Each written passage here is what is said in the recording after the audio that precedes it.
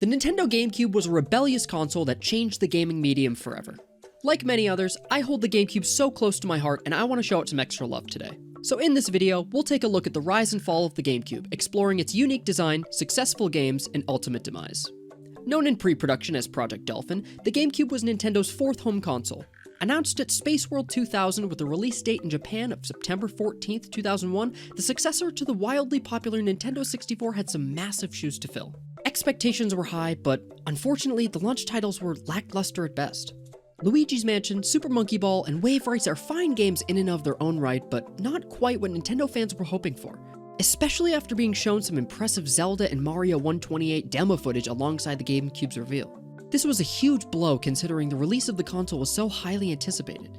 The American launch of the GameCube on November 18, 2001 made sure not to repeat the same mistake, as their launch titles were plentiful and much more diverse. In addition to the previously mentioned games, Batman, Crazy Taxi, Star Wars, Madden, and Tony Hawk all got launch titles as well. It was clear from this early stage that Nintendo was serious about the success of the GameCube, and they showcased it through more than just their launch titles. The ergonomics of the Nintendo GameCube, with its compact, stylish, and colorful design, set it apart from its competitors, the bulky and bland Xbox and PlayStation 2. The controller was also a major improvement over its predecessor, the Nintendo 64's awkward tri-handle configuration, with two new face buttons, a repositioned Z button, and a stick format for the C buttons that allowed for more dynamic movement. The GameCube controller's popularity has even led to an official resurgence from Nintendo, with a special Smash Ultimate controller and GameCube controller support for the Switch via the Wii U adapter. The GameCube's Game Boy player attachment is another noteworthy accessory that added to the console's appeal, allowing users to play Game Boy Color, and Game Boy Advance games on their TV through the GameCube.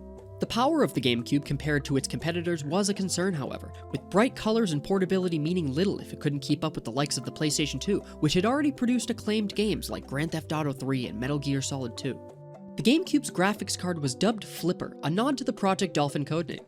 This card was a substantial upgrade from the N64's 64-bit card. However, the GameCube adopted mini DVD discs that could only hold around 1.5 gigabytes of data, which paled in comparison to the 8.5 gigabyte discs being used by Sony and Microsoft. Despite this difference, the GameCube's launch price was still $200, $100 less than its competitors, which is roughly $17,000 in today's economy.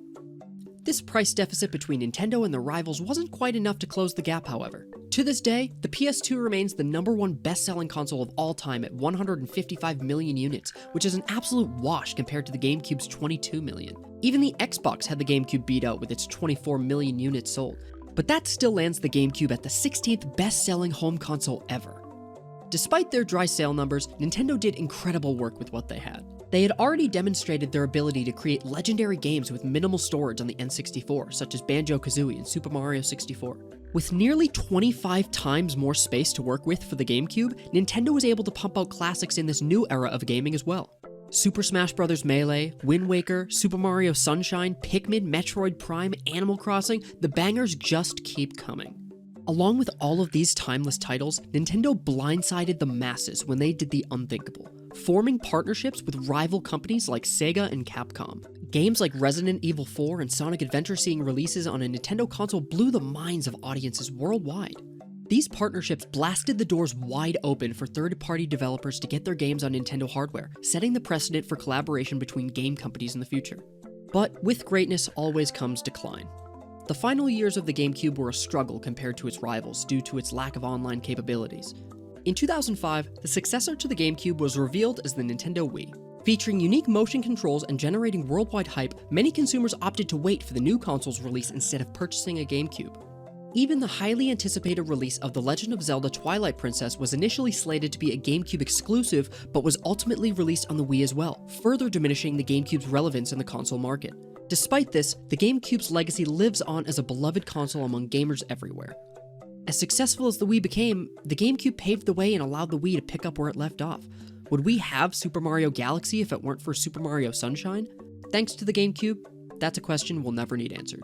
Hey, thank you so much for watching. I also made a video about why we love video games so much, so make sure to check that out here. I hope you enjoyed, and I'll see you in the next one.